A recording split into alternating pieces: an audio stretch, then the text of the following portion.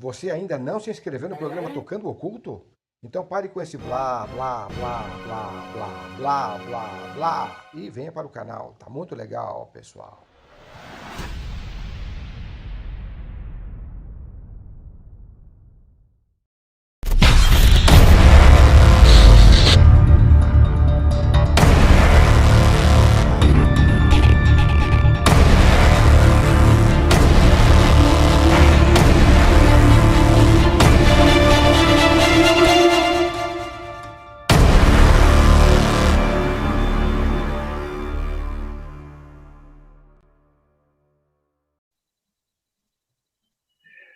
Olá, amigo internauta, então novamente eu aqui, Fred João, com vocês no programa Tocando o Oculto. E hoje estou trazendo de longe nosso querido José Alves, falando de um tema muito bacana. E a gente já tinha anunciado que a gente ia falar sobre esse tema de uma forma mais integral. E qual é o tema de hoje? Aí, qual que é o tema? É esse aqui, pessoal. Magia egípcia pela literatura. A magia. E aí, então, o Zé já selecionou aqui um bom repertório, um elucidações importantes, ele vai começar a falar com a gente desde o primeiro ponto, né, Zé? Então, agora com você, saudações aí à nossa companhia, à nossa presença novamente, saudações aí para ti. É com você, Zé. Saudações a todos os apreciadores do programa Tocando Oculto. Então, essa apresentação do material literário sobre a magia egípcia, tratando da magia egípcia, disponível em português, que eu vou apresentar hoje, ele já serve também como uma aula preliminar para os interessados no assunto da magia egípcia, tá? Enquanto aguardam o meu curso, né, com mais detalhes e tudo mais, eu vou colocando essas pautas, essas matérias para as pessoas já irem se inteirando sobre o assunto e já serve como uma introdução. Então, eu vou fazer aqui uma citação que é absolutamente pertinente à nossa pauta de hoje.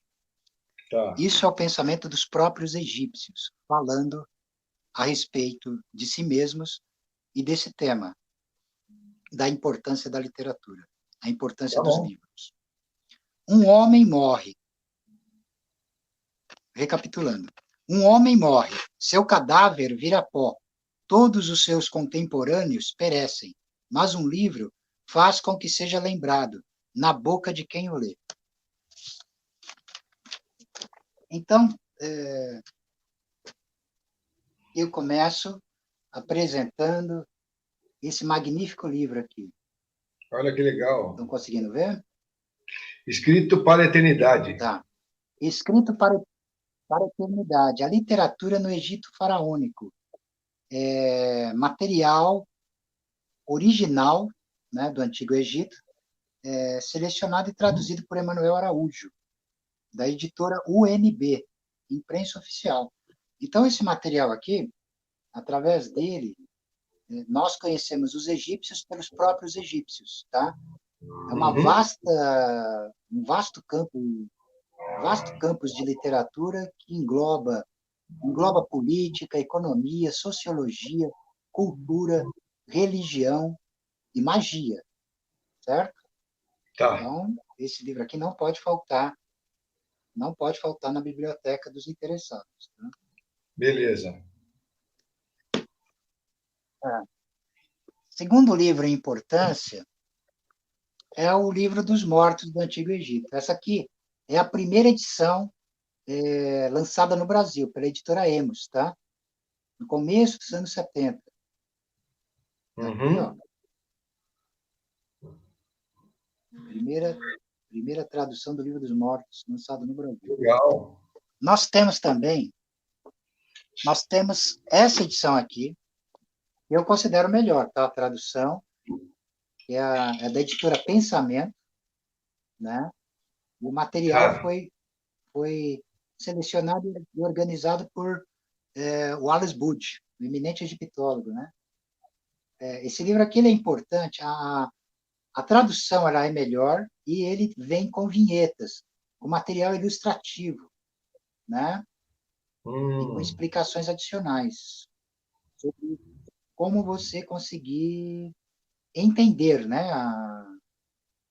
essa literatura que é bastante hermética, diga-se por sinal. Tá? Legal. Terceira edição, tem essa edição aqui que não é brasileira, é de Portugal, da editora Assíria Alvim. Eu considero muito boa também, tá? Aqui, No Drops rapidamente. No Drops você chegou a mencionar... Isso, eu cheguei a comentar. Isso. Aqui é assim, o Livro dos Mortos, ele é um processo, dentro da escrita e da literatura egípcia que começa com os textos das pirâmides, da quinta e sexta dinastia, né? Uhum.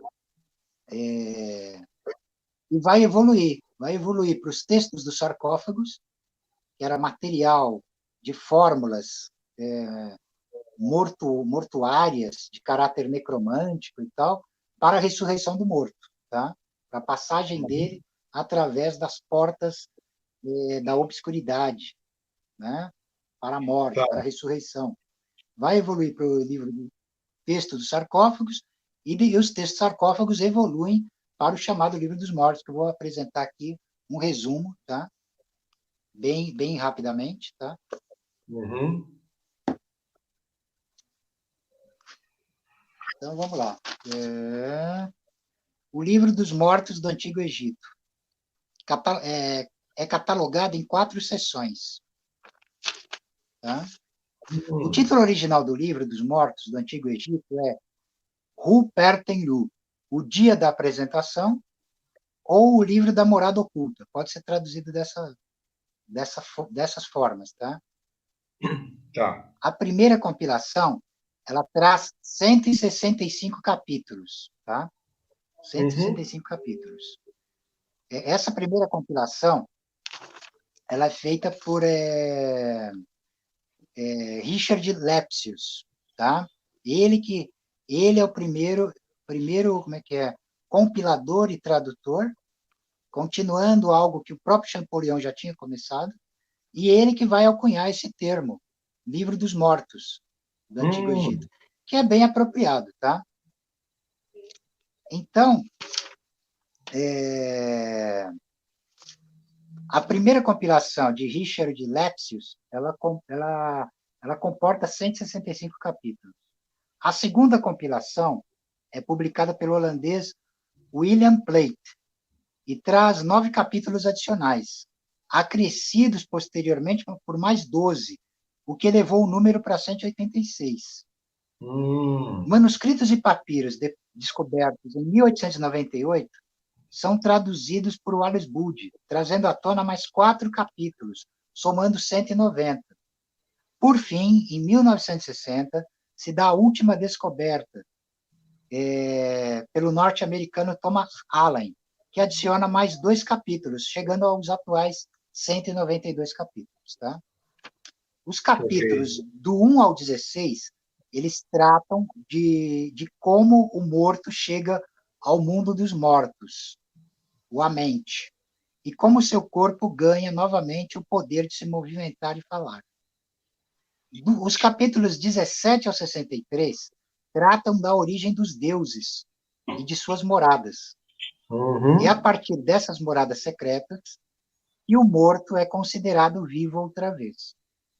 Os capítulos 64 ao 129 são dedicados a mostrar como o morto faz sua jornada sombria neste plano secreto, e finalmente como funciona seu julgamento, o julgamento na sala da dupla verdade, onde há a chamada psicostasia, né, onde o coração do morto ele é confrontado com o peso da pluma de Maat, né, que é a deusa da verdade e da justiça. Esse é um tema para ser tratado num programa específico relacionado a esse tema. Tá. A partir do capítulo 130 até o final dos 192, são revelados as últimas consequências atingidas pela glória secreta, onde o morto desperta a alta expressão de sua pessoal fórmula secreta. São discutidos o funcionamento dos amuletos e suas virtudes secretas, a magnificação dos alimentos eternos, a circulação das oferendas perpétuas, a descrição de planos e dimensões secretas e todas as informações relevantes que não foram incluídas nos capítulos anteriores. Tá? Então, essa é uma sinopse básica do conteúdo do Livro dos Mortos e da sua importância dentro da literatura egípcia como um todo e especificamente no fundamento da magia egípcia. Tá? Depois, continuando continuando aqui a explanação, eu vou comentar também a respeito dos egiptólogos brasileiros, brevemente. Tá? Então, um dos mais eminentes egiptólogos brasileiros é Ciro Flammarion Cardoso. Eu estou mostrando aqui um pequeno livro dele, como introdução, que é o Egito Antigo, da coleção Primeiros Passos, da editora Brasiliense. Tá?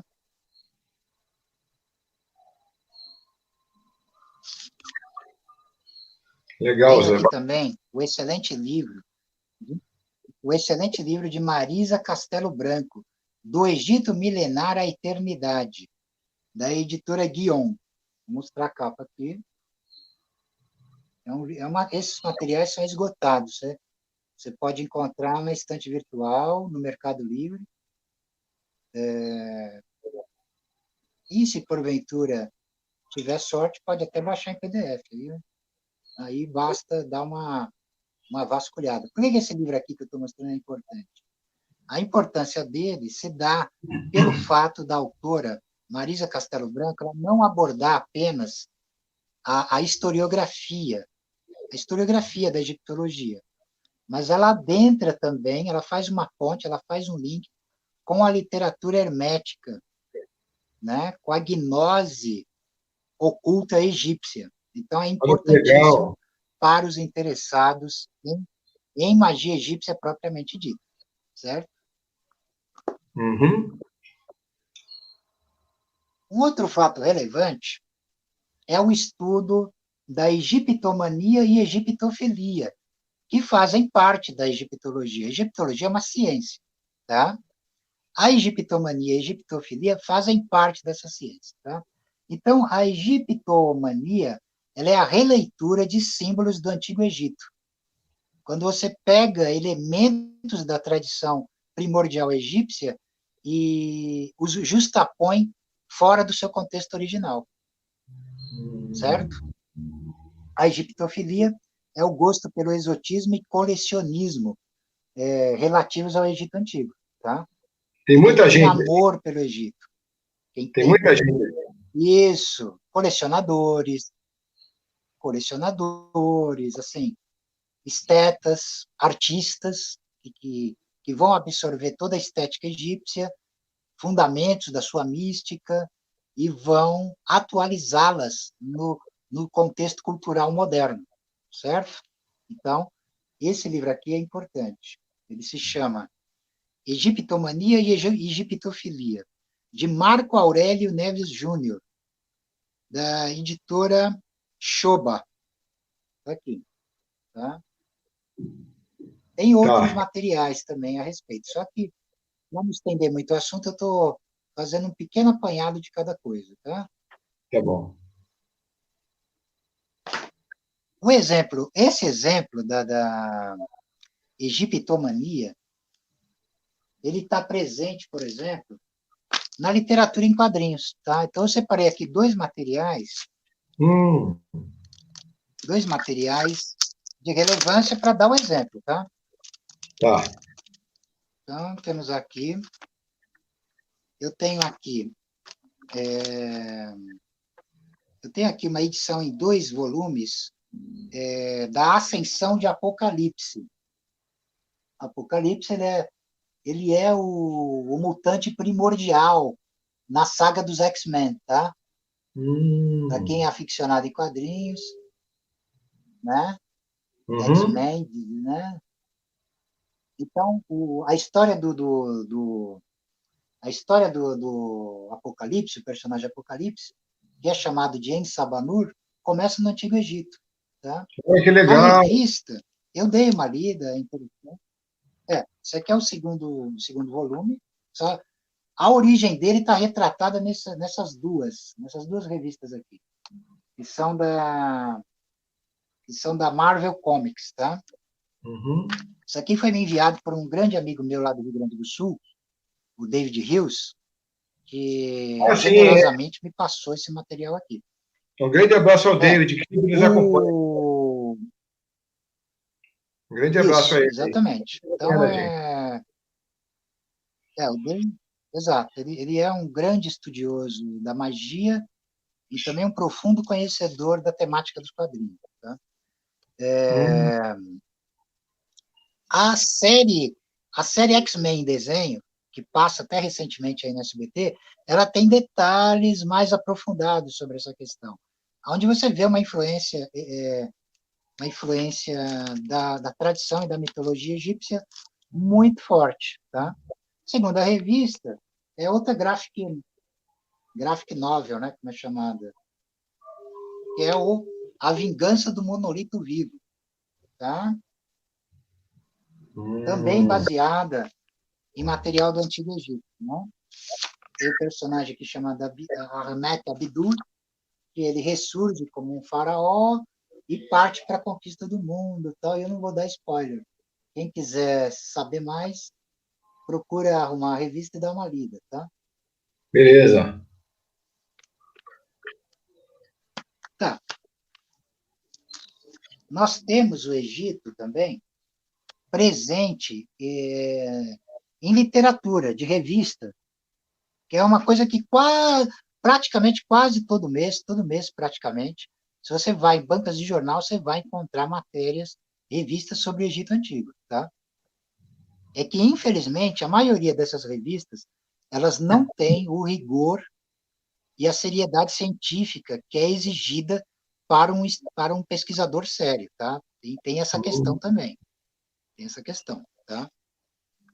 Então, vou mostrar aqui alguns exemplos, antigos até, da revista, por exemplo, Tote. Tenho Uhum. algumas revistas Tote aqui. Essa aqui, por exemplo, né?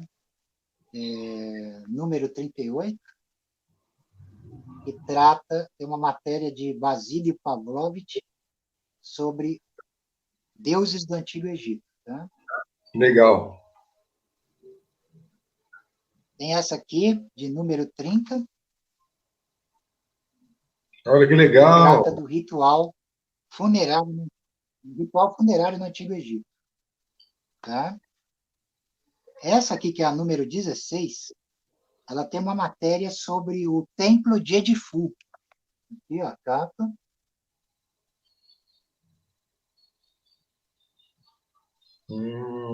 Essa é da Nova Acrópole. Tá? Nova Acrópole. Olha, aquela escola de filosofia, será? Sim. Tem essa daqui, ó, que é uma revista Rosa Cruz, do primeiro trimestre de 2006, Nossa. com a matéria décima viagem místico-cultural ao Egito. Tá?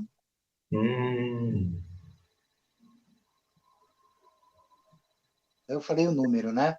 Número 255. Primeiro Legal. trimestre de 2006. Tá? Quem tiver Tá. interesse, tá? Eu tô dando pequenos exemplos, porque, assim, eu tenho muito material aqui, da National Geographic, eu tenho muito material. Então, assim, para não tornar a coisa excessivamente extensa, eu estou mostrando algumas, como é que se diz? Alguns exemplos. Mas é mais relevante. Isso, exatamente. Tá. Tá. Voltando à questão literária, esse livro aqui eu já comentei muito no seu programa. As Origens do Egito, de Jean-Louis Bernard. Né? Essa edição essa é uma edição de Portugal, tá? Da editora Livraria Bertrand. É de 1978, então só é possível encontrá-lo usado. Esse livro, ele mergulha mais a fundo na questão dos mistérios que envolvem a mumificação e a imortalização do morto, né? Dos livros que eu li, ele é o que mais adentra, né, a respeito dos mistérios do duplo, tá? Em termos literários, tá? É claro que para você compreender esses mistérios é necessário uma iniciação, tá? Que não se restringe à literatura, tá? Mas esse livro aqui, ele é muito bom. Embora eu não concorde com alguns pontos de análise do autor, mas ele é muito bom e eu sempre recomendo ele para os estudiosos das tradições arcanas e da magia egípcia, tá? Temos aqui a primeira edição, essa minha edição é a primeira edição do Corpus Hermeticum. Por isso que tem essa capa tão bonita aqui, ó. Mas foram feitas várias reedições, que você pode achar até hoje, tá? Você vai achar em sebo. Então, Corpus Hermeticum de Hermes Trismegisto. Discurso de iniciação à Tábua de Esmeralda. Tá? Legal. Esse livro aqui, ele foca a literatura hermética, o hermetismo. O hermetismo no Egito, ele começa já numa fase tardia, tá, da civilização egípcia. Ele data da 30ª dinastia, dinastia ptolomaica, a última dinastia, tá? E nessa época aí, pelas reviravoltas provocadas pelas campanhas militares de Alexandre o Grande, vai haver uma reconfiguração na geopolítica do mundo, tá? Sobretudo do mundo ocidental. Então, vai haver uma fusão. O helenismo, ele surge nessa época. E o helenismo ele vai universalizar, através de conquistas, né, sobretudo campanhas militares, e a difusão cultural de toda a herança grega para as outras culturas, né? Vai haver uma fusão do Império Grego com o Império Egípcio, por exemplo, né? E vai se fundamentar o hermetismo, a gnose, que vai, através dos séculos, chegar até a nossa era, tá? Então, o Corpus Hermeticum, ele é, com certeza, um ponto focal desses estudos. Como eu sempre digo, a magia egípcia ela não se resume ao hermetismo, tá? Eu mesmo abordo períodos remotamente, arcaicamente anteriores ao hermetismo. Não o desconsiderando, obviamente. A minha própria leitura do hermetismo, ela vai nos arcanos mais profundos e primigênios, que conecta ele mesmo à magia egípcia primordial, tá? Esse é sempre o meu tema e o meu foco de estudo, né? Temos aqui também um livro interessante que eu indico, que é o Mundo Mágico do Antigo Egito, de Christian Jacques, da editora Bertam Brasil, esse lançado aqui no Brasil. Vou mostrar a capa dele aqui, ó. Eu também já indiquei várias vezes, né? Então, enquadrando ele aqui.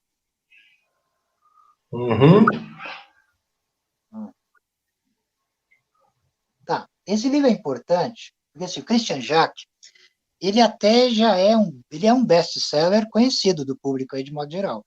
Ele lançou aquela série Ramsés, contando a vida de Ramsés II, o Grande, né? Ele tem o... Como é que é? Cadê aqui o...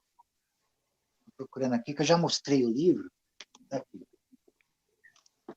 Estou procurando aqui, peraí. É legal. Peraí, tá aqui. Por exemplo, esse livro aqui também, que eu já mostrei, né? Que é A Sabedoria Viva do Antigo Egito. É traduzido e compilado por ele também, tá? Onde você também tem acesso ao pensamento dos antigos egípcios pelos próprios egípcios, certo? Importante. Então, esse livro que eu mostrei agora, O Mundo Mágico do Antigo Egito, ele é importante porque, assim, segundo o próprio autor, ele conseguiu fazer amizade com uma família de magos egípcios, tá? Uma família de magos egípcios, de encantadores de serpentes e escorpiões. Então, como ele teve esse privilégio e foi recebendo conhecimento oral, é importante isso, porque isso mostra que a tradição egípcia mágica ela não se extinguiu com o fim da era faraônica, né? E continua numa tradição oral, tá? O que o Christian Jacques faz é isso. Ele coleta, através de pesquisa de campo, não deixa de ser um verdadeiro trabalho antropológico, por assim dizer, ele faz o link com o conhecimento científico e acadêmico que ele tem. E sai esse belíssimo livro aqui como introdução, tá?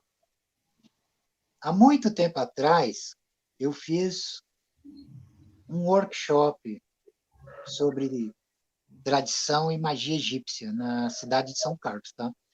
E uma pessoa que estava presente, um engenheiro, ele questionou, ele falou, mas eu li esse livro não ensina nada, né?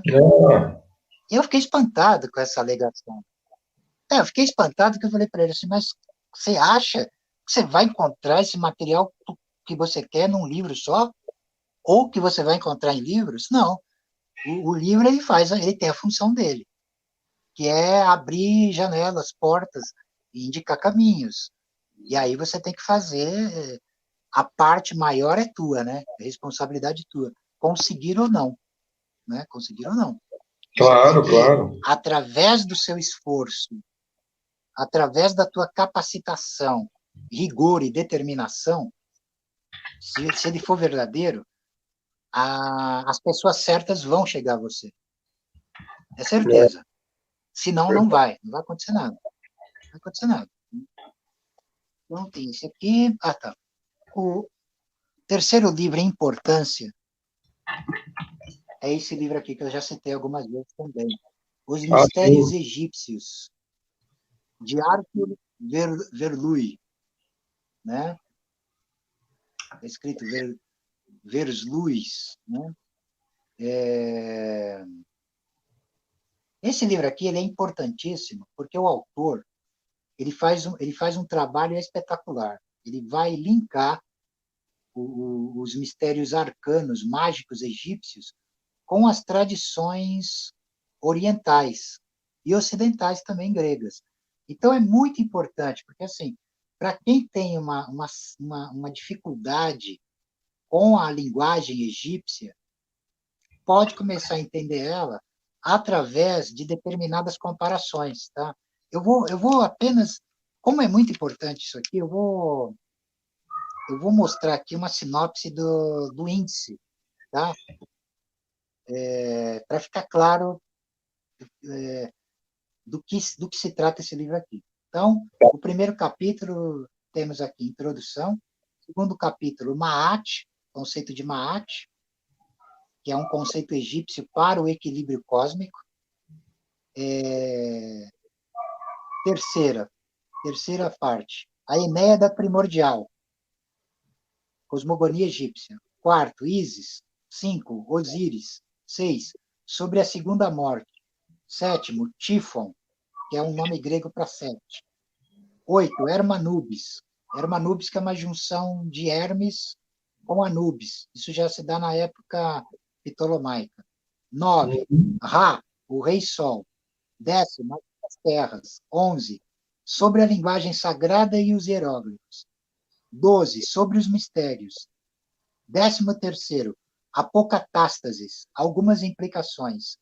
Esse termo aqui é um termo gnóstico para aniquilação, para um processo de aniquilação e absorção no inominado, tá? É um termo que vem de equipotástasis pantheos, tá? Isso aqui é explicado direitinho no livro, tá? Segunda parte, sobre a iniciação. Sobre a iniciação. Primeiro, teoria, a natureza da iniciação. Segundo, teoria, a iniciação e o simbólico. Terceiro, praxis, iniciação e trabalho. Quarto, praxis, a chama e a flor. Quinto, conclusão, a iniciação e a era atual. Então, é um livro que eu recomendo. Eu recomendo, tal, para se desenvolver, né, que é a interação dessas linguagens de poder, tanto orientais quanto ocidentais, tradicionais, seja, por exemplo, o tantrismo indiano, tibetano, né, nepalês, tal, e a gnose ocidental, tá? E quanto que essas tradições elas estão vinculadas de alguma maneira ao Antigo Egito, né? E como você pode aprender sobre o Antigo Egito pesquisando essas fontes que estão compiladas e resumidas aqui nesse livro. Tá? Você tem bastante material mesmo, hein, Uma questão que é Zé? bastante discutida, tem bastante material, vamos lá. Uma questão que é bastante discutida também Uhum. é sobre pirâmides. Né? Não pode falar do Egito se não falar de pirâmides. Né? Eu te perguntar sobre isso e também sobre Então, os. aqui, eu selecionei aqui o meu livro preferido, que é esse aqui, ó, Enigma do Grande tá? Pirâmide. O Enigma da Grande Pirâmide, do egiptólogo francês André Pochon. Saiu aqui no Brasil, deixa eu aproximar aqui, não sei se dá para ver Ah, direito. tá tudo bem. Ah. Editora de Fel, tá? Esse livro aqui ele é bacana, porque além do cabedal científico, que é abordado brilhantemente, é que esse livro aqui, ele é de 1934, tá? 1934, então eu já vou complementar ele aqui com algo mais atual. Mas por que eu acho ele muito importante? Porque além da abordagem científica rigorosa, ele também aborda a visão das tradições antigas sobre a pirâmide, tá? Tradições árabes, gregas, tá? Tá tudo aqui explanado de maneira brilhante aqui, tá? Eu vou até ler rapidamente aqui o índice também. Esse aqui, esse aqui merece isso, tá? Tá. Então nós temos o prefácio, quem é Kelps, etimologia da palavra pirâmide, tá? Capítulo 1, estado atual da Grande Pirâmide, onde ele analisa aqui as dimensões, estrutura interna da Grande Pirâmide. Capítulo Uhum. 2, as pirâmides diante da história. Né? Os autores gregos e romanos, os autores árabes, os viajantes ocidentais do século XVIII e XIX, a expedição francesa do Egito, 1799-1801, os Caramba. arqueólogos ingleses, tal. Capítulo 3, a epidemia piramidal, a respeito da imaginária destinação da Grande Pirâmide. Capítulo 4, os autores modernos, né? Teorias científicas sobre a medida dos ângulos do Antigo Egito, as teorias matemáticas sobre a medição da Terra pelos antigos egípcios, a mística egípcia sobre a importância do nome. Capítulo 5, os grandes enigmas. Aí, esse capítulo é sobre os enigmas em si. Né? Aí vem o Uhum. capítulo 6, as vicissitudes da Grande Pirâmide. Capítulo 7, a volta às fontes. E por aí vai. Tá? É um livro que eu recomendo. Tá? Recomendo. Agora, como é um livro que é de 1934, nós temos esse trabalho aqui mais atualizado, Pirâmides, a verdadeira história por trás dos mais antigos monumentos do Egito, de Joyce Tildesley. Aqui, ó. Editora Globo. Tá? Editora Globo. Então, esse livro aqui é bacana, por quê? Embora seja um livro que fala das pirâmides, a autora ela vai delineando, ao longo da historiografia das pirâmides, toda a trajetória da egiptologia. É um puta de um trabalho histórico assim, interessantíssimo, Que que legal. depois você pode complementar com os conhecimentos arcanos, porque não tem como você estudar a magia egípcia se você não entender de geografia, de história relacionada ao Egito. Né? Então você vai estudar tudo isso, você vai estudar etnologia, você vai estudar antropologia, você vai estudar filosofia, metafísica, né? Você vai Que estudar arqueologia, não tem como sair disso, não tem. Né? Então é isso. Tá? Vamos lá. Tem um livro aqui importante, também, que eu não posso deixar de mencionar, que é A Serpente Cósmica, Ah, que diferente. do egiptólogo John Anthony West. Então, esse livro, por que eu considero esse livro importante? Simplesmente ele é importante porque o John Anthony West, ele é um continuador do trabalho e da pesquisa de Shivalaria de Lubitsch, que é o egiptólogo que dá origem, que inicia a escola simbolista da egiptologia. Tá? Então, nesse material aqui, ele ensina você a entender a percepção, as descobertas, a percepção de Shivalaria de Lubitsch sobre a antiga civilização egípcia, e ele adentra a fundo nessas questões de caráter mais hermético, de caráter simbólico e mágico do Antigo Egito, né? Salientando e enaltecendo a real importância. Né? Tá? A editora Pensamento, tá? A Serpente Cósmica. Hã? É diferente, né? A gente não imagina que vai falar sobre o Egito. A gente não imagina que vai entrar no assunto do Egito aí. Com esse mas é sobre... Mas é assim, eu vou aqui é rapidinho, porque o índice é bem curto, tá? Eu vou ler aqui, tá? Prefácio à primeira edição, prefácio à edição revista, apresentação, introdução, aí começa. Pitágoras em voga outra vez. A Serpente Cósmica, ciência e arte no Antigo Egito. Mito, simbolismo, linguagem e literatura. O templo do homem. Egito, herdeiro da Atlântida. Apêndice 1. O exame de Gaude Lerner. Apêndice 2. Atualização da Esfinge. Pós-fácil. Despachando o velho. E bibliografia selecionada. Esse capítulo aqui, O Templo do Homem, é o título da obra máxima, a obra principal de Shivalaria de Lubitsch, escrito, como é que é? Ele começa a escrever, a estudar já nos anos 50, tá? Que dá origem à linha simbolista de abordagem egípcia, da abordagem da egiptologia. Então, não podia deixar de mostrar esse livro. Vamos lá. Tá. Trabalhos, vamos lá, livros sobre mitologia egípcia. Tem 2 livros excelentes aqui, dentre tantos, tá? Dentre tantos. Eu não quero também ser injusto com todo o material que eu não estou citando aqui, tá?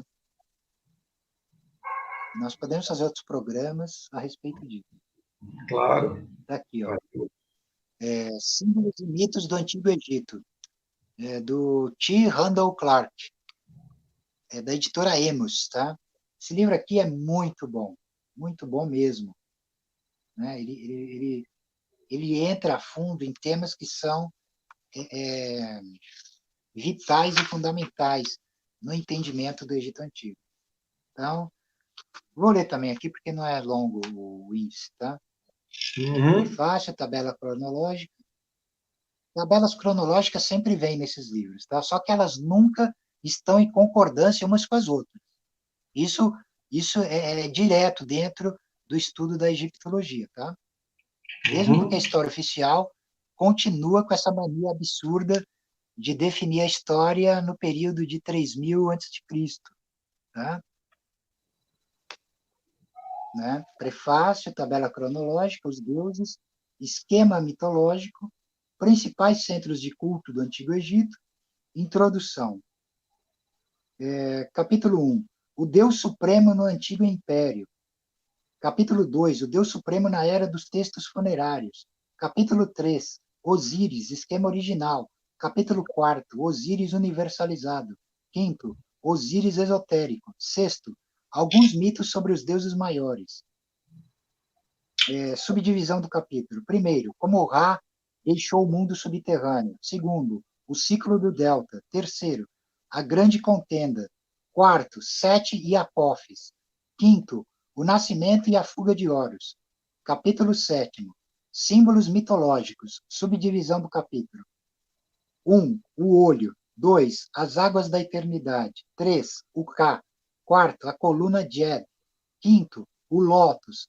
Sexto, a serpente cósmica. Sétimo, a fênix. Oito, o oceano primordial. Nove, a separação da terra e do céu. Décimo, a aurora. 11º, a metamorfose da alma. Principais símbolos religiosos. Capítulo 8º, conclusão.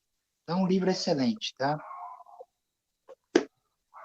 Legal. E esse livro aqui também, que eu não poderia deixar de citar, né?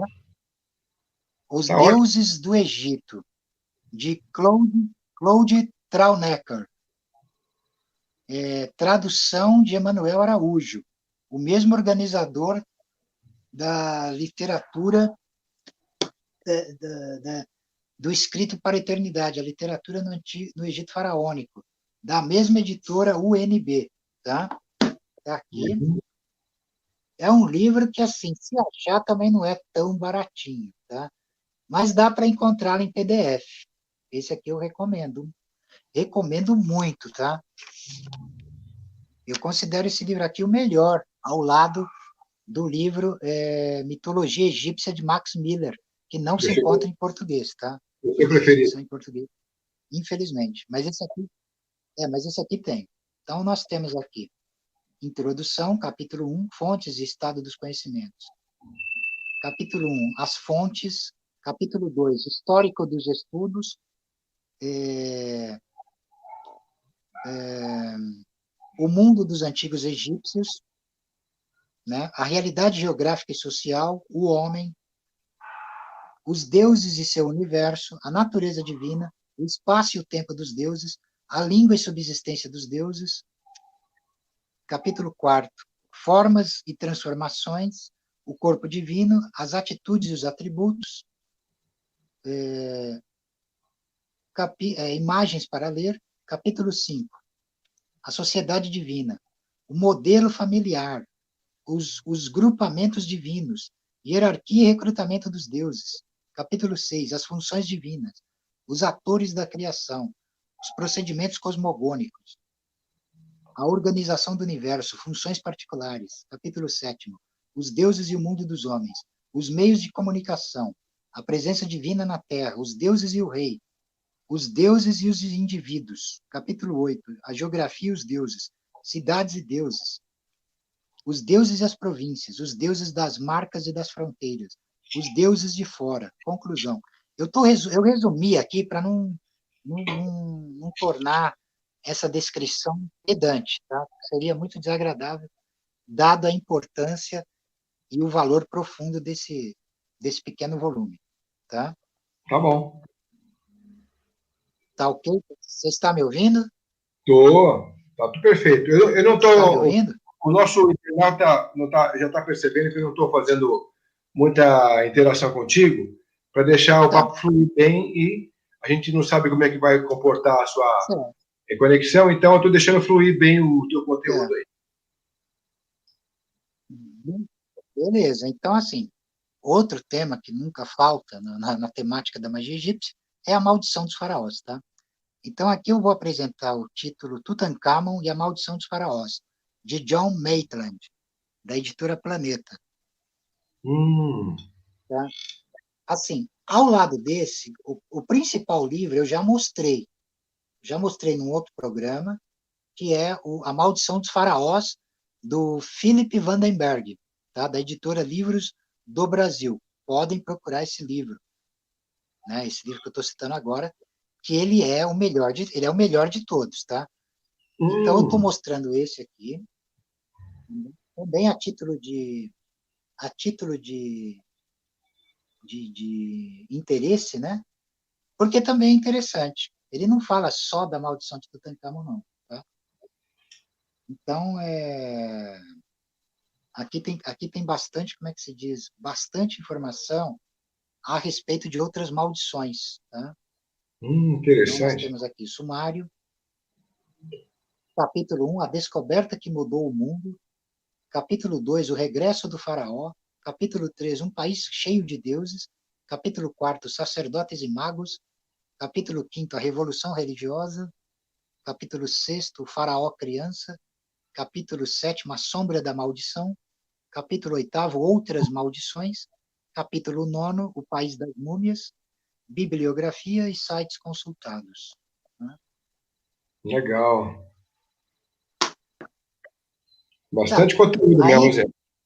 também eu vou abordar. Oi? Bastante conteúdo você já mostrou para nós aí. Bastante coisa. Agora eu vou apresentar, vou dar alguns exemplos, assim, poucos também, né? A título explanativo, né? Sobre o Egito, a literatura mágica egípcia na literatura de ficção, na literatura fantástica, tá? Então, o primeiro aqui que eu vou citar é a Pirâmide Vermelha, de Rick Riordan, que é o mesmo autor da série Percy Jackson e os Olimpianos, tá? É da editora Intrínseca. Aqui está a capa, tá? Quer dizer que o Percy Jackson ele daquela filme que fizeram dele, então a origem dele é egípcia.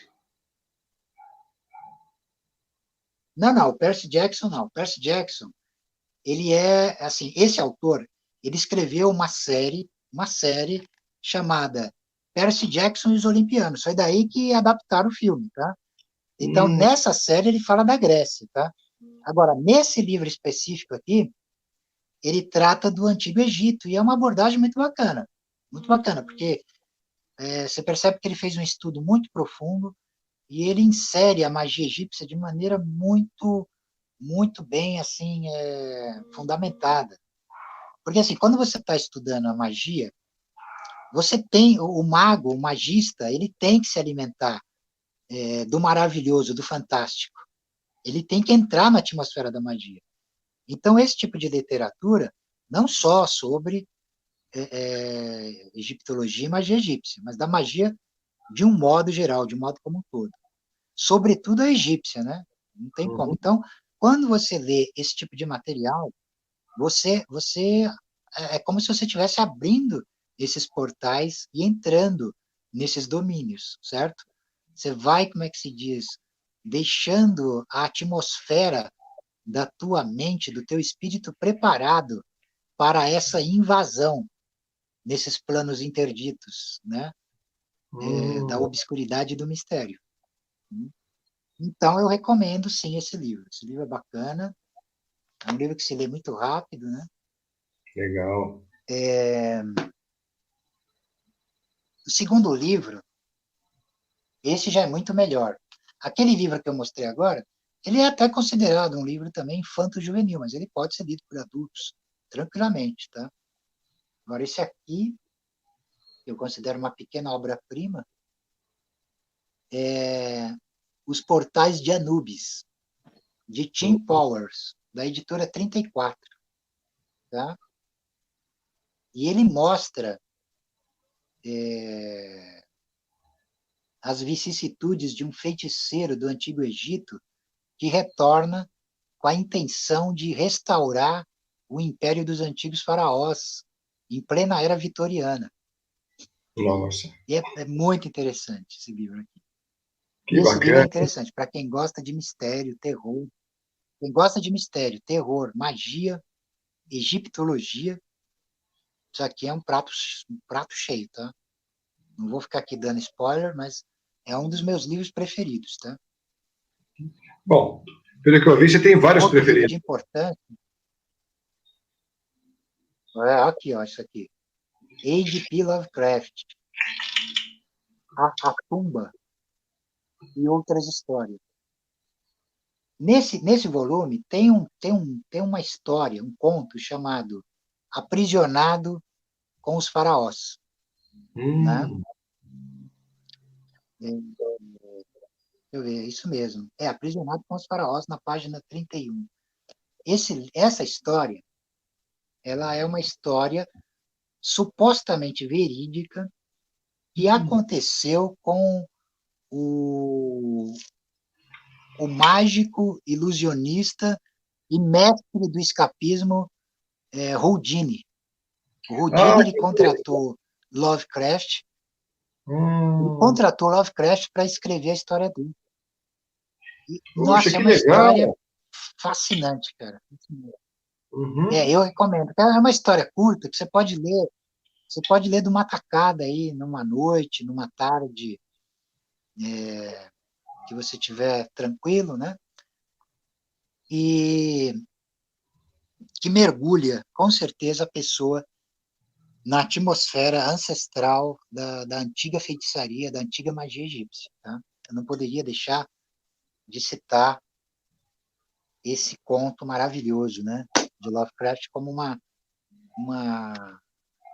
um convite à entrada nesse tema. Né?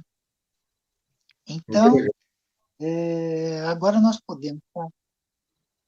nós podemos partir Uhum. para os autores ocultistas que eu considero de relevância, que trabalharam com a magia egípcia como é que se diz, contundente, visceral, né? Que se reportaram aquilo que podemos considerar original em termos de magia egípcia propriamente dita, né? Então, eu vou começar citando o livro da lei Liberal Vel Legis, de Aleister Crowley, né? Hum. Que é o livro, digamos, canônico da tradição telêmica da corrente mágica 93. Tá? Então, por que eu relaciono esse livro com a magia egípcia? É isso que eu ia te Porque perguntar. tem tudo a ver mesmo. Tá? Esse livro, como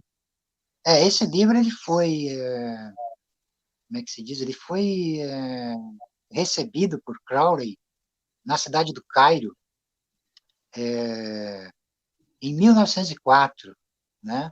Abril de 1904, nos dias 8, 9 e 10, foram, como é que se diz, citados para ele 3 capítulos, cada um ditado por um deus, tá?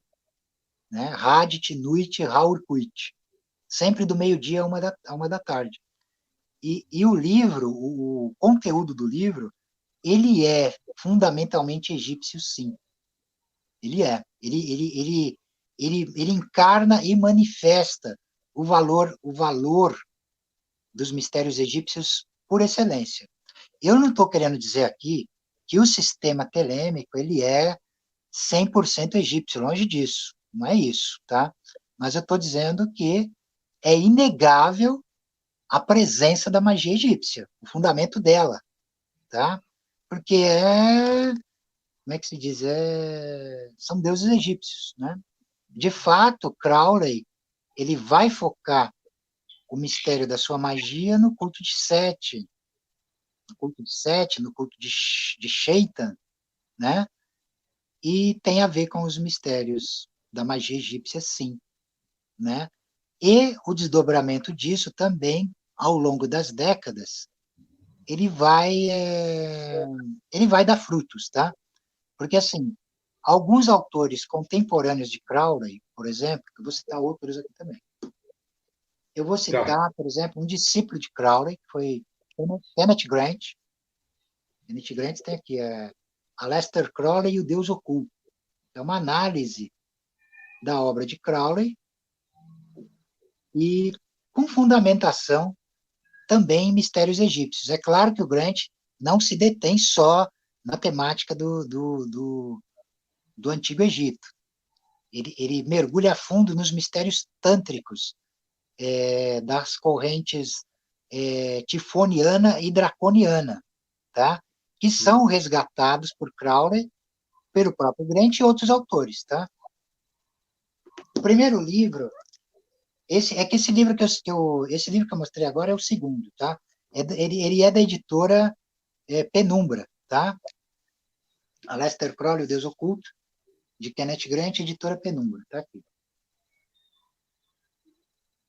Ele é o Tá. segundo volume das chamadas o Grant ele publicou três trilogias chamadas de trilogias tifonianas, que começaram a ser publicadas no Brasil em português pela editora Penumbra. Então, o primeiro volume é esse aqui, ó, O Renascer da Magia, de Kenneth Grant. A gente já falou Então, desse ele livro faz também. um estudo detalhado de Crowley. Também. Então, ele faz um estudo detalhado de Crowley, de Diane Fortune e de Austin Osman Spare. Tá? Então, o Grant é importante por quê? Porque ele dá continuidade ao trabalho de Crowley. Onde Crowley, digamos, para, a partir da morte dele, em 1947, Grant dá continuidade. E ele foca na questão do mistério do Deus oculto. Deus Exípcio, Deus egípcio, o sombrio Senhor sem face. Né? Complementando o livro da Lei de Crowley, eu também não posso deixar de mostrar os livros sagrados de Telemann. Essa edição aqui, ela é da editora Madras, tá? Lester Crowley e tal, e é de tradução de Marcelo Santos, tá? Essa edição aqui. Porque assim, os livros sagrados de Telemann foram livros que Crowley escreveu em estado elevadíssimo de êxtase, onde ele capta mistérios egípcios de alta intensidade. É por isso que eu estou apresentando eles como relevantes, né? Relevantes na atualização da magia egípcia pelos autores ocultistas, pelos magos e ocultistas que vêm, né? Desde meados do século XIX para cá. Antes mesmo de Crowley, recapitulando, nós temos a Ordem Hermética da Golden Dawn, aonde o imperator da ordem, né, Samuel Liddell MacGregor Matters, ele vai sistematizar rituais de iniciação, em grande parte também baseados nos mistérios egípcios, tá? A ponto dele ter sido considerado pelo... Como é que é? Eu lembro agora o nome de um filósofo que considerou ele um faraó redivivo. O Bergson. O Bergson viu as apresentações ritualísticas de Métodos e tal. Então, já havia exploração desses mistérios e tal. É que, a meu ver, o Crowley ele leva a coisa às últimas consequências. E ele consegue uma assunção perfeita desses mistérios, que desemboca no Livro da Lei, que desemboca na manifestação da corrente 93, do sistema telêmico e tal, e vai tendo continuidade através de outros autores, como Kenneth Grant, por exemplo. Mas a coisa não para aí. Tá? Um dos autores também que eu considero com uma fundamentação na magia egípcia muito forte é Austin Osman Spare. Tá? Então, eu peguei 2 livros dele aqui que representam bem esse exemplo. Então, temos aqui o Book of Pleasure, o livro do prazer, The Psychology of Ecstasy, a psicologia do êxtase. Tá aqui. Porque essa minha edição aqui ela é um facsimile, tá? É uma cópia. Então. Não há tradução de Spare em português. Você pode achar alguns fragmentos em sites de magia do caos, tá? De que esse aí, sites de magia do caos, texto. Não, esse aqui é inglês. Isso aqui está em inglês, tá? Isso aqui está em inglês. Eu já vou explicar direitinho. Vou dar uma explicação um pouco pormenorizada a título de introdução. Quem tiver interesse vai encontrar em sites de magia do caos, sites de materiais do site Morte Súbita, por exemplo. Quem tem interesse ou quem já está acostumado a se mover nesses meandros vai encontrar exemplos. Tá? O outro livro dele é o The Focus of Life, o foco da vida. Né? Então, por quê? Porque o Spare tem relação com a magia egípcia total. Spare ele desenvolveu um sistema altamente pessoal nos domínios da bruxaria, tá? Mas bruxaria tradicional, nenhum nexo, nenhuma ligação com bruxaria moderna, o Ica ou o equivalente disso, tá? Sper, ele desenvolve um sistema chamado Zoskia Cultus, tá? Aonde o Zos é considerado o corpo como um todo, e o Kia é aquilo que não tem nome, tá? Não pode ser nominado, é como tal. Então, o mistério de Zos é representado pela mão, pelo toque. E o Ki é representado pelo olho, o mistério do vazio e da imaginação. Tá? O Sper, ele desenvolve também um alfabeto dos desejos para exploração através de sigilos bárbaros, os mistérios do inconsciente e do subconsciente. Então, Sper, ele chega a desenvolver, elaborar uma técnica chamada de postura da morte, né? Que é uma prática de imobilização dos sentidos, onde a boca é fechada, o nariz, os olhos, então a visão e o ar são fechados com as mãos, tá? E é levado até um extremo, né? E esse extremo, ele permite a ausência total de conceitos, aonde o sigilo concentrado pelo mago possa ser ativado, né, driblando o sensor psíquico, tal. É uma técnica, tal. Agora, essa postura da morte, ela não é também uma novidade dentro da tradição arcana, tá? Uhum. Por quê? Porque nós encontramos nas tradições luciferianas as práticas ultra secretas do enforcamento mágico, que é a mesma coisa. É uma imobilização do ar com finalidades estritamente iniciáticas, ocultas, né, para se atingir o mistério do vazio, né, e ir mais além. Paralela a essa questão da postura da morte, Sper ele desenvolveu uma fórmula chamada fórmula de ressurgência atávica. Então, pela fórmula de ressurgência atávica, Sper ele entendia que as suas encarnações anteriores estavam sepultadas no seu inconsciente e no seu subconsciente. E que elas poderiam, através de uma nostalgia intensa, serem reificadas na carne, serem ressuscitadas na carne. Agora, é exatamente o ponto que eu quero chegar, porque isso é egípcio. É egípcio, né? O sistema de feitiçaria egípcia, de magia prática egípcia, ele concebe o subconsciente e o inconsciente como uma necrópole, como o mundo dos mortos, onde os casos duplos de vidas pregressas, ancestrais, estão sepultados e podem ser ressuscitados através das fórmulas mágicas iniciáticas, através de fórmulas bárbaras, né?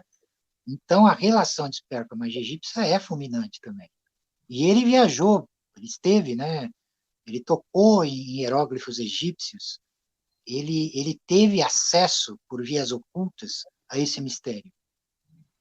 Então, eu apresento ele como um autor relevante dentro de uma prática de ocultismo sério, que absorveu o mistério da magia egípcia. Tá? Outro ponto relevante, eu acho absolutamente relevante, é que Austin Osman Sper, ele é considerado, e com mérito, né, o inspirador da corrente da magia do caos moderna, tá? Porque Sper, ele é o primeiro autor ocultista que rompe com a tradição formal das ordens iniciáticas, né? Ele é o primeiro, cara. Então, a partir dos anos 60, outros autores vão seguir o mesmo caminho com metodologias próprias, porque não tem como você, como é que se diz, adotar o Zoskia como uma espécie de culto formal, cara, porque ele é muito pessoal. É a maneira pessoal com a qual Sper explorou os mistérios do sabá da bruxaria tradicional. Basicamente é isso, tá? Aí outros autores, como o Ray Shervin, que escreveu o livro dos resultados, que pode ser achado em PDF em português, tá?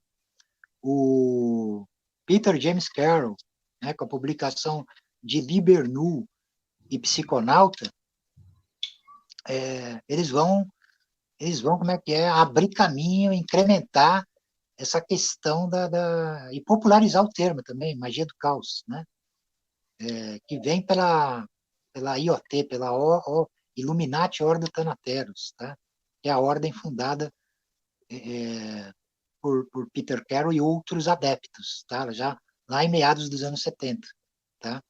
Então, é interessante porque o Zoskia, ele influencia essa corrente aí, entre aspas, moderna, da magia do caos. Agora, o link que eu faço entre magia do caos, espero, e magia egípcia é justamente esse. Por quê? Porque, assim, os atavismos da magia do caos, quando eu falo atavismo, é uma palavra que é usada tanto na antropologia quanto no ocultismo sério. E significa regresso à origem remota.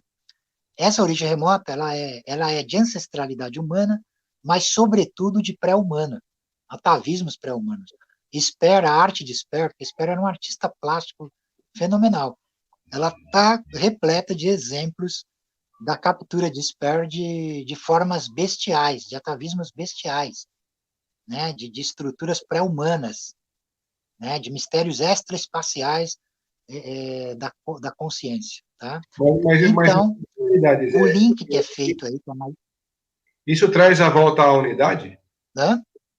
Isso leva ao sujeito a ideia da unidade do todo? Leva, mas é de uma maneira brutal, tá?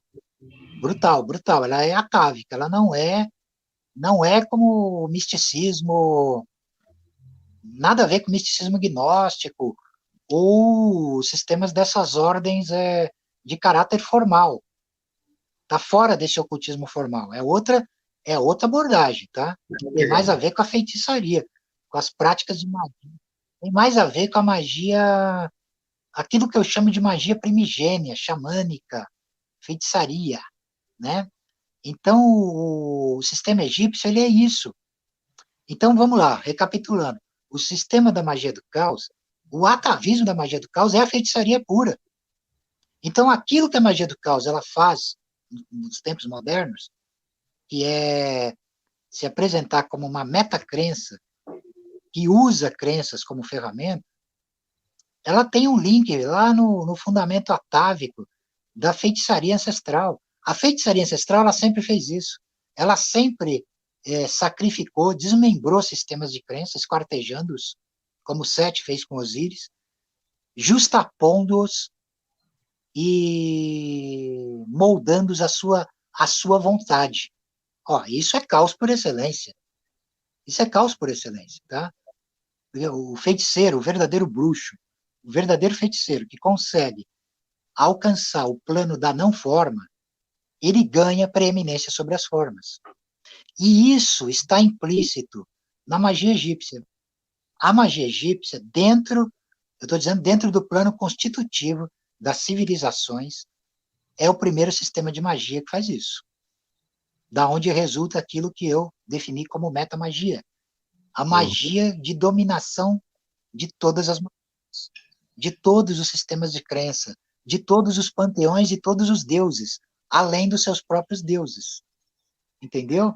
Os outros sistemas de magia e ocultismo contemporâneos ao Egito não tinha isso, cara, não tinha. O sistema sumeriano, por exemplo, os magos, eles serviam os deuses, cara, não tinha conversa. E no sistema egípcio, não. O magus egípcio, o feiticeiro egípcio, o hierofante egípcio, ele dominava os deuses, cara. Nossa. Né? Então, é aí que eu faço o link. É aí que eu faço o link. Porque, assim, essa magia, entre aspas, essa magia caótica egípcia,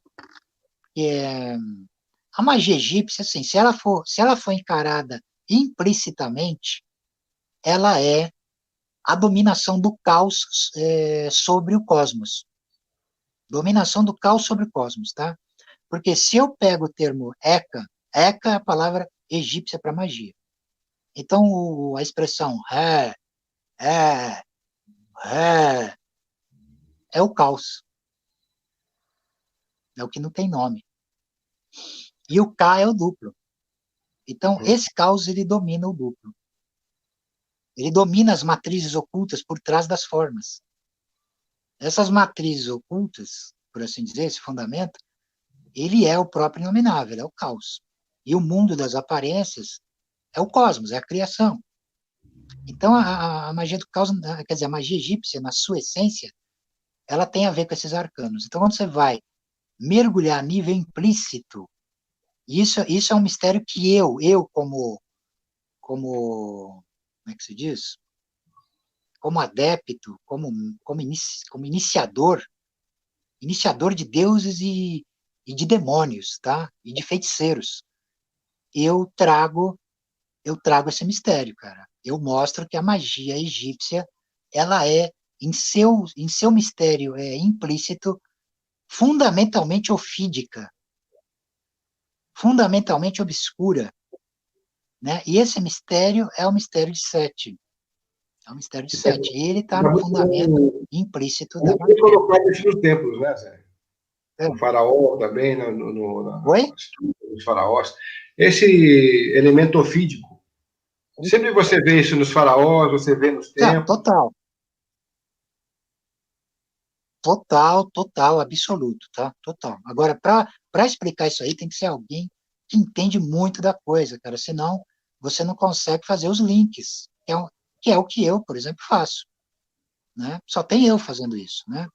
Então, é a minha função. Eu vou fazer isso aí e estou brindando esse conhecimento precioso e linkando também até esses mistérios aí, tá? Porque eu não estou, de fato, restrito a esses sistemas que eu acabei descrevendo, né? A não ser a magia do caos, porque é o meu campo mesmo de atuação por excelência. Mas eu jamais deixo o foco do mistério implícito da verdadeira bruxaria, dos mistérios sabáticos, né? Por exemplo. E eu vou muito além do sistema telêmico, tá? Né? Não sou eu que dependo do sistema telêmico, mas o sistema telêmico, se eu assim desejar, eu posso manejá-lo tranquilamente, porque ele emana do mesmo mistério que é a fonte disso aí, tudo que eu estou explicando, e a qual eu tenho domínio por excelência. Então, continuando essa observação, por exemplo, em 1975, você tem a fundação do Templo de Sete, pelo doutor Maico Aquino, tá? É claro que o Templo de Sete ele não se fundamenta só no sistema egípcio, mas o foco de mistério do Templo de Sete é Sete, o deus egípcio por excelência. Então, é magia egípcia também. Tem um elemento egípcio também atuante e de maneira séria, porque o Templo de Sete ele é como é que se diz? Ele é um templo extremamente elitista, cara. Não é qualquer um que é, digamos assim, capacitado, habilitado a encarar a metodologia e a disciplina exigida, né? Mas eu estou citando aqui como exemplos de como é que se diz? De magia egípcia praticada de forma contundente. Aí muita gente pode pensar, mas tem tantos outros aí que reivindicam. Com certeza, tá? Mas assim, muitos sai bastante fora da coisa, tá? Tem muitas abordagens aí que, tipo assim, sobrepõem valores que não têm a ver com a concepção de mundo egípcia. O próprio cerne, o próprio fundamento secreto da magia egípcia, né? Que pode ser definida, usando aqui uma expressão do próprio Friedrich Nietzsche, pode ser usada a expressão vontade de poder. É vontade de poder que está no centro do mistério egípcio, né? Vontade de poder que é rigor, determinação, né? Vontade de dominação, tá?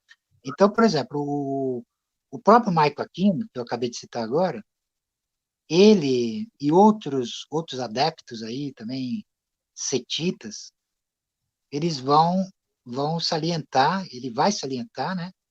E outros depois dele, junto com ele, o mistério de Kefri, que é o hieróglifo do escaravelho, a palavra para o autogerado, para o mistério do eterno vir a ser e do autogerado, tá? Então, o Aquino ele salienta essa palavra como uma palavra de poder, setiana, sim, porque Sete ele é o senhor do deserto, o senhor do caos, e é aquele que vai além dos limites, aquele que sobrepuja os limites. Então, o mistério da magia egípcia em si, isso eu estou falando lá no passado, tá? Porque essas coisas que eu estou descrevendo aqui são reificações, são ressurreições desse mistério primordial. Então, a Vera Tanchaung, a concepção de mundo egípcia, era ir mais além dos limites. O que cada faraó buscava, quando alcançava o trono, era a entronização do Deus oculto, através das suas, manejando suas hipóstases, indo mais além dos limites. Esse ir mais além dos limites permissíveis, cósmicos, ele retorna ao mistério do centro, que é iluminado, e que é isolado também do todo. Então, é um mistério setiano por excelência. Por excelência. Então, é isso. Então, assim, os sistemas que saem fora disso, que tentam colocar humanismo moderno em cima da coisa, não bate, cara, tá fora da jogada. Não é a essência da magia egípcia, isso eu posso te afirmar, tá? Então eu tô aqui fazendo essa jornada, essa pequena jornada aqui através da literatura, abarcando também aqui os autores ocultistas de relevância, para sistematizar, como é que se diz, uma fundamentação séria, que você pode encontrar em seus arcanos os antigos mistérios egípcios, tá? Existem muitos exemplos, é claro que nós ficaríamos aqui horas, e nós podemos, logicamente, através de outros programas, dentro de outras abordagens, onde esses links também sejam possíveis, nós vamos dando andamento, tá? Depois, logicamente, minhas exposições de caráter prático, eu vou sistematizar os mistérios em termos de entendimento prático e ritualístico, tá? Tá, isso fica para em outra abordagem dentro desse campo. Mas o que eu puder ir soltando a título de aula, de ensinamento e tudo mais, eu vou fazendo. Nós podemos combinar, entre outros temas que nós estamos habituados a, logicamente, tratar e não vão deixar de ser abordados, né? Então isso, né? Antes também de encerrar a conversa, eu tenho que mostrar um outro livro, do Christian Jacques de novo, tá? Que é As Egípcias. Christian Jacques, autor da série Ramsés, editora Bertrand Brasil. As Egípcias, retratos de mulheres do Egito faraônico. Porque assim, quando você fala em egípcias, logicamente as pessoas vão lembrar de Cleópatra, de Nefertiti, ou Nefertari, né? Mas, não, a história egípcia, a história egípcia, desde os primórdios até o final, ela está repleta de egípcias notáveis, que estão retratadas nesse magnífico livro aqui, do Christian Jacques, tá? E é interessante por quê? Porque o sistema egípcio, sem assim, nenhum tipo de mistificação, nós podemos também defini-lo como tantrismo, né? Por que eu defino como tantrismo?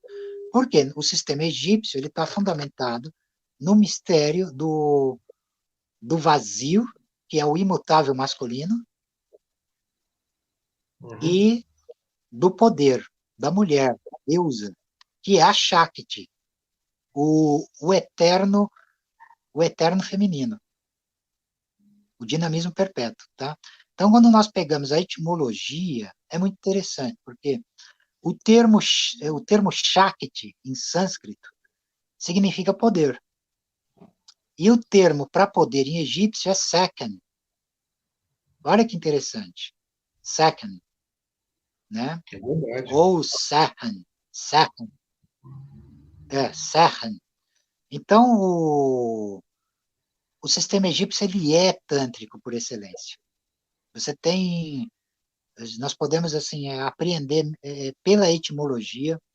Por exemplo, a cidade de Tentires, que lembra Tantra também, que é a cidade da deusa, onde esse poder feminino se manifestou na Terra, né? Então, a importância desse livro que eu acabei de mostrar e das egípcias é esse. Em termos históricos, com certeza, na antiguidade, não houve país do mundo onde a mulher gozasse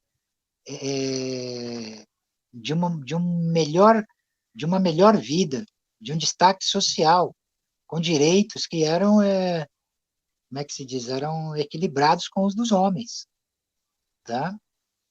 E no plano oculto, esse mistério da Shakti, que pode ser muito bem representado por Sekhmet, que é o olho do Deus oculto emanado do abismo do vazio, né? Que se manifesta como o olho criador e devorador de mundos, o Ujjad. O Ujjad que tem um duplo horizonte, que é o Tepes que é o olho da glória secreta do vazio, e o Tepserros, que é o olho da aniquilação dos mundos. Então, esses mistérios, essas linguagens de poder, elas se interpenetram hipostaticamente, sempre Zé, fundamentadas na obscuridade sem nome. Zé, por que foi escolhido o olho como Sim, símbolo do Egito? não entendi. Por que foi escolhido o olho, que tudo vê, como símbolo lá no Egito? Porque ele remete à onisciência daquilo que é inominado. É um conceito que depois vai passar para a Cabala e você vai encontrar no mistério de Ain, que é o olho e o mistério do inominado. Então, esse olho é isso, ele é a onipotência, ele é o antigo dos antigos, o olho ofídico, senhor sombrio do abismo.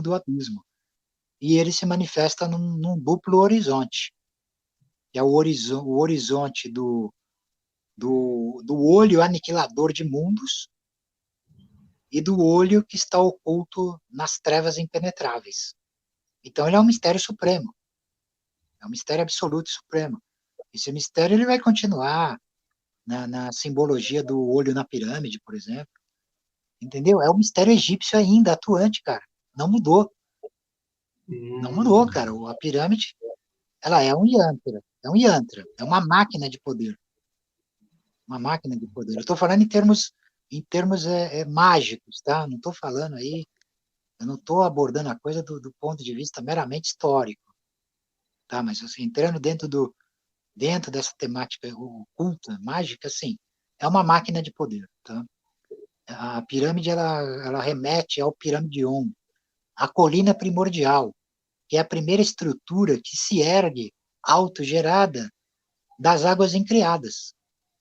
E por onde os deuses, entre aspas, alienígenas, eles atravessam para esse mundo aqui.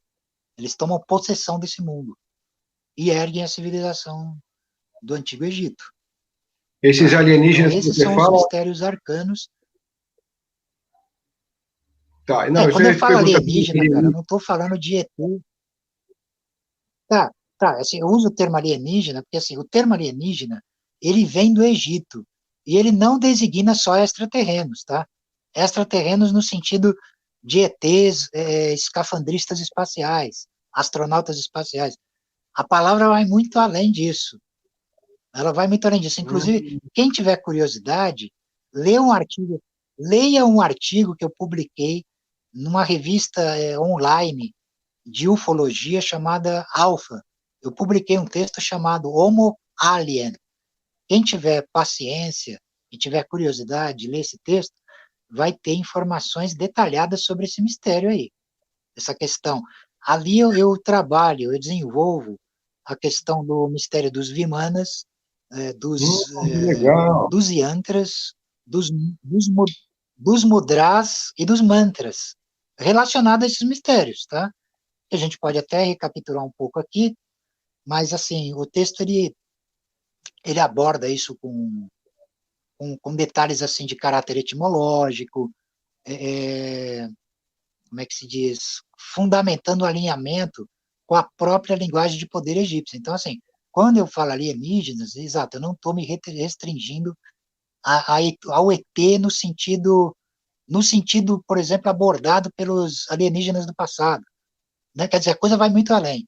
A palavra alienígena vem do egípcio, significa estrangeiro. Estrangeiro, Hum, estranho. Esses estranhos são entidades absolutas, supremas, que vêm das trevas exteriores, vêm além dos mundos, além das esferas, né? Essas entidades dominam a substância molecular da matéria. Dominam José, substância, tempo, espaço e causalidade. Tá? você já teve alguma experiência com algum desses seres aí, pessoalmente? Totalmente, totalmente. Totalmente. A minha magia é baseada, ela é fundamentada nesses mistérios. O meu duplo é fundamentado nesses mistérios. Ele é Hum. advindo desses mistérios, tá? Então é aí como é que se dá a configuração da primordialidade da minha abordagem, né? Minha abordagem na magia Hum. egípcia e na magia como na, só complementando, a minha abordagem na magia e a minha abordagem na magia egípcia e a minha abordagem na magia como um todo, ela sempre se remete a esses mistérios, tá? Mistérios. Mas José, pode complementar a sua. não, tudo bem. Eu queria ver se você tem alguma Ah, ligação sobre a Atlântida e a magia egípcia. Alguém já escreveu alguma coisa relacionada uma coisa com a outra? A convivência com os deuses, o culto? tem vários, tem vários autores, tá? Tem vários autores, assim, recapitulando até um programa que a gente fez aí, sobre Atlântida, né? Assim, o primeiro escrito sobre Atlântida remonta a Platão, né? Agora, o livro Timeu e Crítias de Platão, ele vai levantar o interesse dos historiadores sobre essa questão. Então vai haver uma polêmica desde a antiguidade, tá? Por exemplo, vários autores vão questionar a existência de Atlântida e achar que Platão usou o tema da Atlântida como uma metáfora.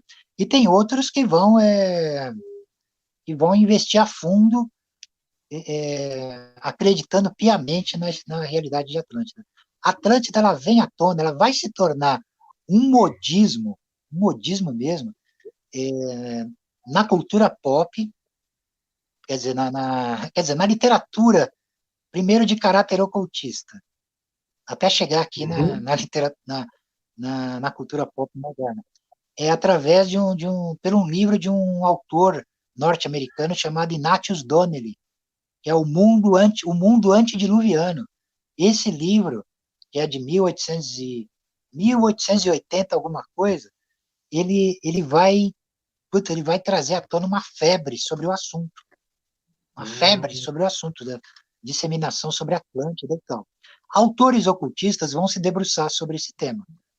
Então você tem o Scott Elliott, que escreveu o livro Lemúria e Atlântida, né? Que é um livro teosófico, né? E outros autores, tá? Um autor mais contemporâneo que eu posso citar aqui a título de exemplo é o Frank G. Rippel, que ele escreveu uma trilogia que eu não tenho aqui em mãos, eu teria que buscar na minha estante, tá, para mostrar. que é a trilogia sabiana, né, que tem edição italiana e tem edição espanhola. Eu não vi edição em inglês e nem em português, tá? Eu tenho as duas edições, italiana e espanhola. Então, o primeiro volume justamente chama A Magia Atlante, a Magia Atlante, da Atlântida, La Magia de la Atlântida. Né? O segundo volume é La Magia Roja e o terceiro volume é La Magia Estelar. Então é interessante porque essa trilogia do Rippel, que é um pouco polêmica aí no mundo ocultista, né? Criou uma polêmica aí no mundo ocultista. Mas eu particularmente acho interessante. Por quê? Ele faz um link entre o sistema telêmico de Crowley, onde ele se propõe a reformular o sistema telêmico de Crowley e atualizá-lo. Ele unifica com mistérios da Atlântida, mistérios egípcios, porque no primeiro tomo tem várias explanações sobre mistérios egípcios, né? E é coisa séria, não é coisa que eu achei interessante, tá? E o terceiro volume, tanto o primeiro volume quanto o terceiro volume, que é a Magia Estelar, ele linka com a magia dos mistérios do Necronômico, né? Com a mitologia Lovecraftiana do Necronômico, que é interessante. No primeiro volume, ele também já apresenta um texto que ele sustenta ser supostamente a origem do Necronômico, que é um texto chamado Salteneron, né, que é interessante também. É interessante a criatividade e a destreza desse mago de mexer com esses mistérios. Eu pelo menos, achei interessante. Então, assim, ele vai sustentar esses mistérios serem, de origem atlante. Então, assim, segundo as tradições que ele se reporta, e que não é presente só na literatura dele, não, tá? De outras fontes também arcanas aí, herméticas, é dito que o Templo Negro da Atlântida, ele ficou localizado no Egito. Ficou no Egito, né? Então, assim, o Egito não seria uma mera colônia atlante, mas ele seria uma extensão da própria Atlântida, da permanência da própria Atlântida, e daí para mais, porque eu mesmo identifico, além de mistérios atlantes no Egito, eu também identifico mistérios hiperbóreos. Os mistérios egípcios eram voltados para os mistérios hiperbóreos ocidentais, né? Aliás, a palavra hiperbórea, ela vem de origem egípcia. Por quê? Porque os gregos traduziram o termo original egípcio é Hau-Nebu. Os gregos traduziram esse termo como Ioan Aunaia. E esse termo grego Ioan Aunaia foi traduzido para o latim como hiperbórea, aquilo que está mais além do vento norte, do extremo norte. Esse extremo norte, ele remonta a um último contínuo, o último limite, né? E esse limite sendo ultrapassado, ele desemboca no fundamento do que é o mistério dos hiperbóreos, que são seres autogerados, nascidos de si mesmos. E a magia egípcia ela é totalmente voltada para esse mistério. Que está contido também Então você percebe sobreposição. Que a teosofia assim, também fala um pouco sobre fala-se, isso. por exemplo, isso, exato. Várias escolas de mistério, entre elas a teosofia, tratam desse tema, tá? Então, como é que se diz? É relatado que lá, né, nos primórdios dos tempos, a hiperbórea ela também submerge. Ela submerge nas águas, né?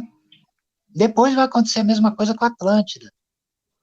E depois vai acontecer com o Egito também, embora o Egito não tenha submergido nas águas. Mas ele também desaparece da percepção visível. Ele desaparece da percepção visível, embora os seus mistérios permaneçam. Embora a sua magia permaneça e os seus mistérios permaneçam plenamente atuantes, de uma perspectiva mágica. Sempre salientando isso, tá? Porque, assim, quando eu estou me movendo por esses meandros, as pessoas já perceberam que eu salto por exemplo, de planos acadêmicos e científicos para planos imagéticos, né? Para planos ocultos, para planos hiperdimensionais, extraespaciais e supra-humanos. Eu faço isso o tempo todo, tá? Mas sem colocar em xeque a seriedade e sempre evitando mistificações baratas, pueris. Então é Entendi. isso, né? O Egito, nesse relacionamento, o que relaciona o Egito a esses mistérios é muito profundo, porque essa questão do Templo Negro, assim, você tem no Egito, e quem tiver, por exemplo, interesse pode encontrar, não vou dizer que encontra o fundamento dos mistérios que eu vou falar aqui, porque isso é segredo, tá? Mas pode encontrar fragmentos assim, de explanações no livro de Robert Temple, Os Mistérios de Sírios, que foi lançado no Brasil pela editora Madras, tá? Acredito também que não seja tão fácil de encontrar e o preço, se encontrar, vai estar puxado, né? Porque é um livro raro. Mas, se der sorte de achar ele em PDF também, tá aí uma dica interessante. Então, mas aí, é a questão do mistério, o que eles chamam de rito negro, né? O rito negro, que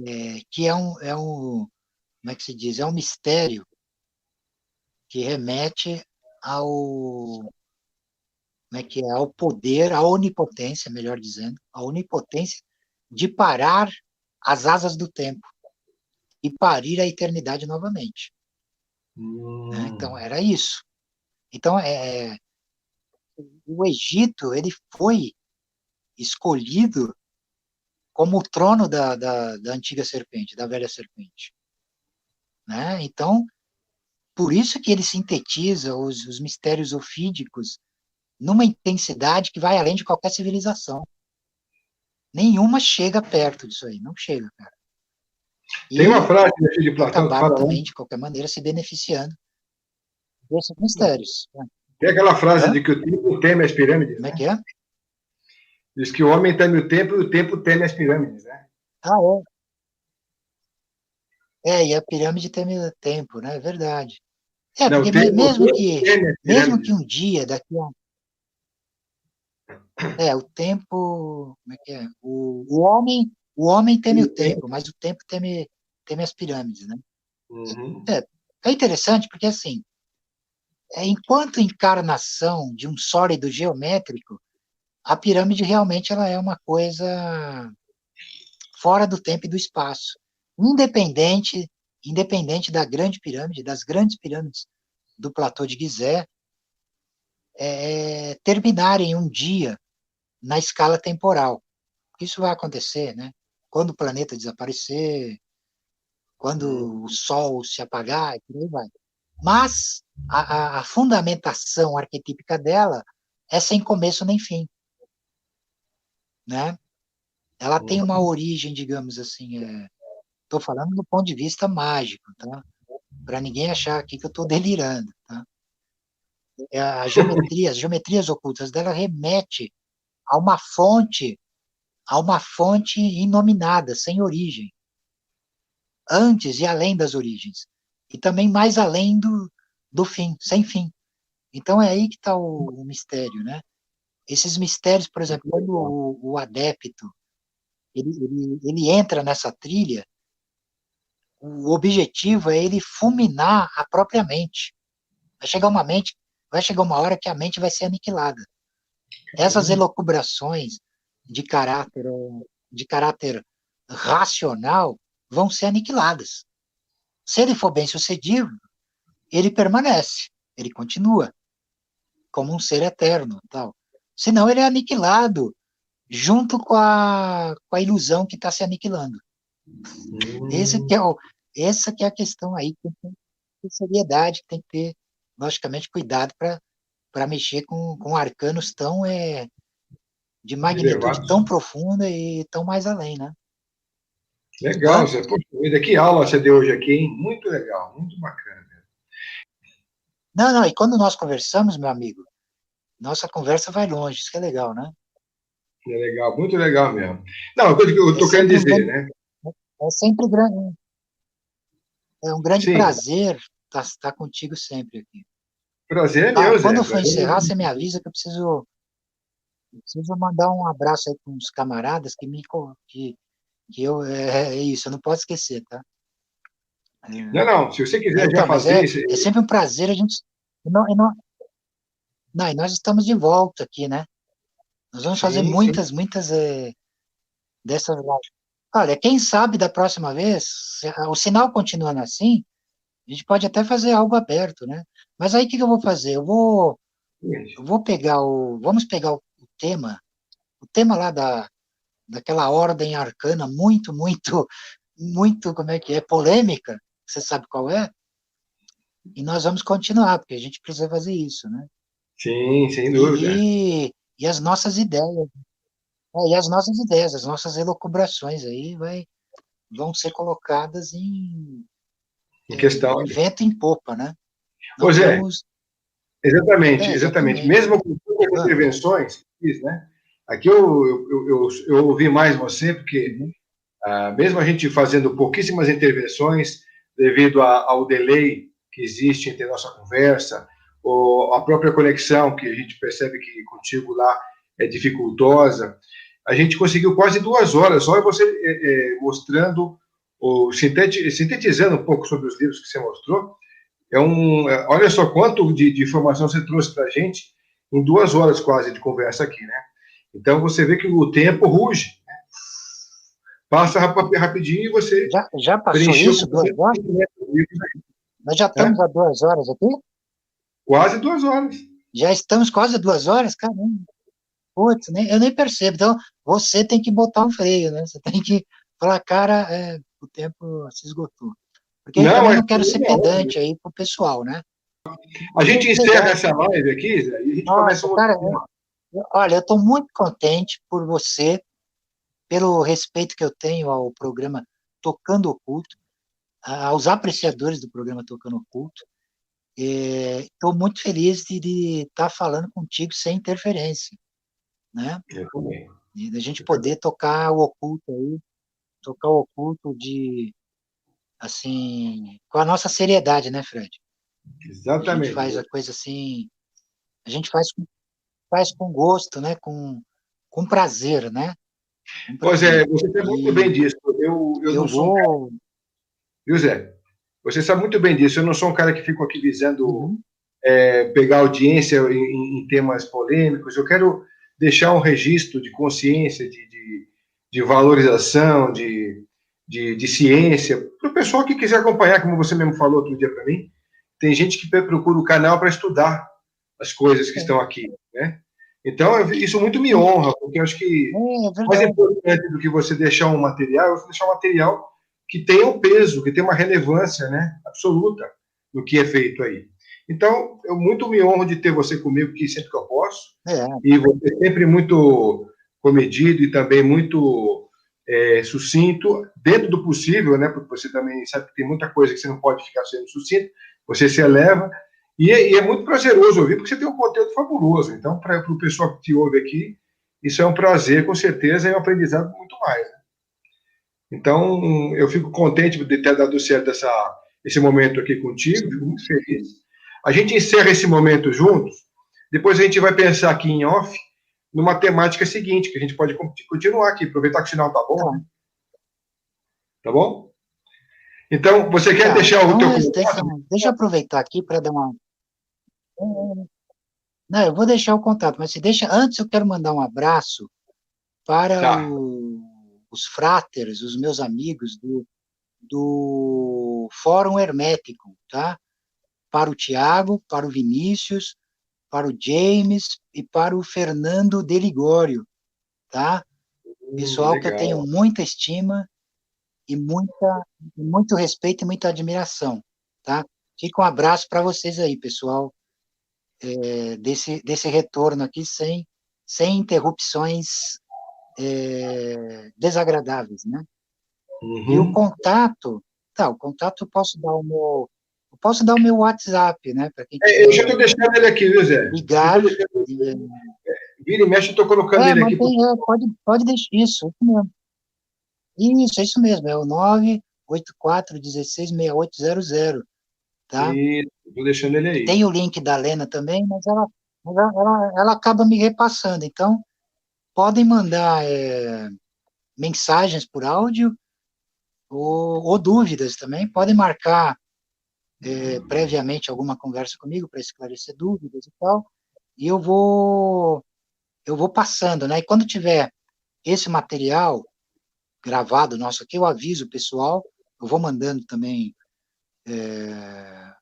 aviso de que eu estou no ar, estou passando, estou gravando aulas, áudios e tudo mais, e eu vou deixando as pessoas inteiradas dos projetos aqui que, ainda que estejam um tanto enroscados, eles estão em andamento, tá? Então, eu não estou fora de circulação, não. Eu estou na ativa e estou lidando com como eu digo, com as vicissitudes do momento, né? Que bom, Zé. Ocasionadas por essa praga que assolou a humanidade aí agora. Mas que nós vamos vencer, nós vamos vencer, isso aí vai... Professor Helena Logo, Galvão, logo a humanidade vai estar... ela fala que a gente vai ter esse momento da pandemia deveria ser considerado como a voz do encontro consigo mesmo, sabe? Aquele dia, aquele momento em que você se encontra consigo. Então, também. eu acho que é bem propício mesmo a voz. Quando acabar isso... não, existe, eu concordo com a professora, porque assim, você passa a dar valor para coisas simples que você nem dá importância, né? Um aperto de mão que você é proibido de dar um aperto de mão agora, você não pode, você tem que andar, você tem que andar mascarado e tal, tem uma série de restrições. Zé, a gente nunca perdeu a máscara, Zé. A gente nunca perdeu a máscara. Aí a persona é sempre necessária, né? A gente nunca perdeu a máscara. Agora que está caindo muita gente, né? A nova era diz que vai cair todas as máscaras agora. No meu conto, Senecta Serpente, eu falo que é a máscara de cera e o manto que oculta, né? Então, mas é isso. Eu acho que quando acabar essa pandemia e tal, vai haver um dia de festa na humanidade. As pessoas vão sair para as ruas celebrando. E nós vamos estar aí juntos, né? Eu vou estar aí do teu lado, aparecendo, desaparecendo com aqueles efeitos de ficção científica dos anos 60. É isso aí. Né? É isso aí. A tua criatividade e a minha sonoplastia absurda, né? E nós vamos estar aí sempre sempre sempre explorando como é que é? Explorando os temas do oculto, né? Direto, né? Tem muitas coisas legais que a gente combinou, né? De gravar coisas por aí. A gente pode colocar muitas coisas em prática, né? E eu vou ter sempre o prazer de chegar no teu programa com essas novidades, né? Que são apresentadas aqui, né? No Tocando Oculto. Legal. Eu vou ficar muito feliz em ter você ter escolhido esse lugar para isso. Bom, Zé, a gente vai encerrar esse momento aqui com os nossos internautas aí, e depois a gente abre, se você quiser, um outro momento para a gente discutir um outro tema que a gente vai agora, depois em off, conversar sobre, tá bom? Eu estou contente. Sim, a gente já volta, tranquilo. Então, a gente volta breve. Não vamos ficar, nós vamos aqui, questão de dias aí, nós estamos de volta. É isso aí. Um abraço do meu cá para ti e para os apreciadores do programa Tocando Oculto. O meu também, vai junto para você e para todo mundo que está nos vendo aqui. E obrigado aos amigos internautas por ficarem com a gente com mais esse tema. E a gente vai discutir agora um outro momento com você também, que vai ser muito relevante, muito importante. E eu espero que seja impactante, porque tem muito do que você diz, ele é, para muita gente, uma grande revelação. Então, eu fico muito feliz em a gente poder estar junto nesse compêndio de informação, de consciência, porque acho que o momento pede isso, né?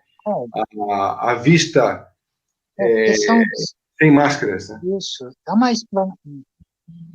Tem uma explanação preliminar, quaisquer dúvidas podem se reportar a mim, que eu vou respondendo, né? Isso aí.